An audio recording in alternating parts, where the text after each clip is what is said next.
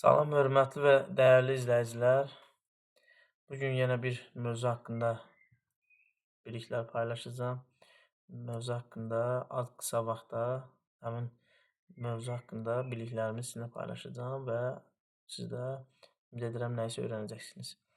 Deməli, burada göründüyü kimi aşınma ümumiyyətlə nədir? Aşınma, parçalanma, dağılma deməkdir. Yəni, müxtəlif səbəblərdən süxurların parçalanması, dağılması bu aşınma adlanır. Aşınma müxtəlif səbəblərdən ola bilər. Müxtəlif xarici qüvvələrin təsiri ilə nəticəsində süxurlar parçalana bilər, aşına bilər, dağıla bilər, bir yerdən başqa yerə daşına bilər. Bu aşınma adlanır. Aşınmanın deməli 3 növü var: fiziki, kimyəvi, bir də üzv aşınma. Gəlin fiziki aşınmadan başlayaq. Fiziki aşınma nədir? Süxurlar havanın temperaturunun gün ərzində dəyişməsi nəticəsində parçalanır. Fiziki aşınma, yəni temperatur gecə çox soyuyur, gündüz isə çox qızır. Məsələn, deyək ki, səhralarda, adətən səhralarda çox olur. Səhralarda. Gündüzlər məsələn deyək ki, plus 40 dərəcə, gecələr isə deyək ki, mənfi və yaxud da ki, 5-6 dərəcə arasında dəyişir. Mənfiyə də düşə bilər, sıfıra da düşə bilər. Yəni temperatur baxır hansı səhradadır. Yəni fərq çox olur. Yəni məsələn gündüzlər 40 plussa gecələr düşür 5 dərəcəyə, hətta 0 dərəcə düşə bilər, mənfiyə də düşə bilər və bunlar arasında fərq çox olur.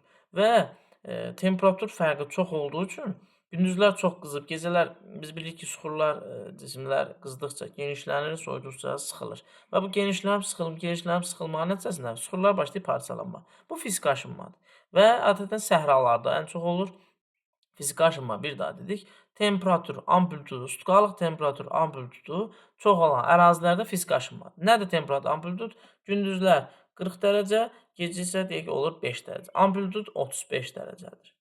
35 dərəcədir. Yəni 40-dan çıxırıq 5-i, fərq oldu 35 dərəcə. 35 dərəcə fərq olanda süxurlar genişlənib sıxılır və parçalanır. Bu da olur fiziki aşınma. Bir daha deyim, fiziki aşınma süxurların ən çox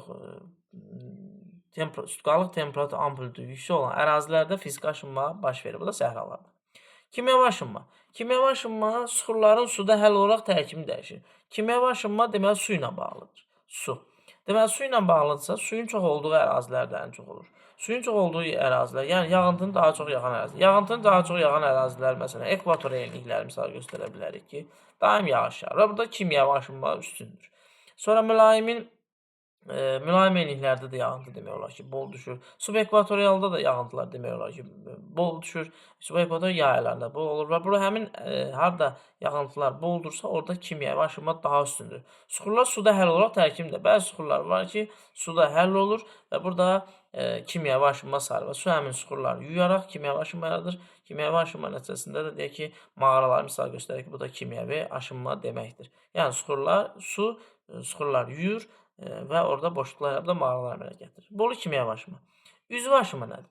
Üzvü aşınma bitkilər və canlılar orqanizmində aşınma yaradır. Yəni bitki və heyvanlar təsiri nəticəsində süxurlar aşınır, parçalanır, dağılırsa bu olur üzvü aşınma. Deməli bitki heyvan varsa, canlılar orqanizmi varsa, deməli həmin ərazilər elə olmalı ki, bitki orqanizmlər daha çox olsun ki, orada üzvü aşınma olsun. Üzvü aşınma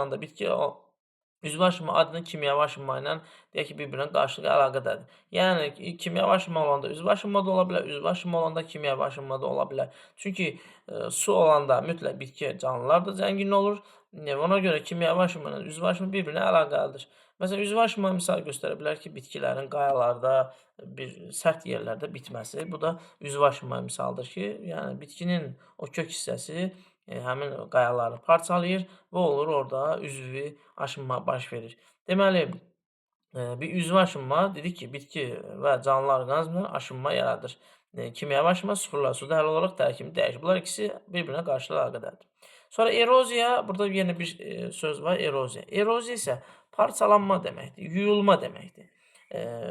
Yuyulma. Məsələn, deyək ki, küləyin təsirindən eroziya ola bilər, yeraltı suların təsiri.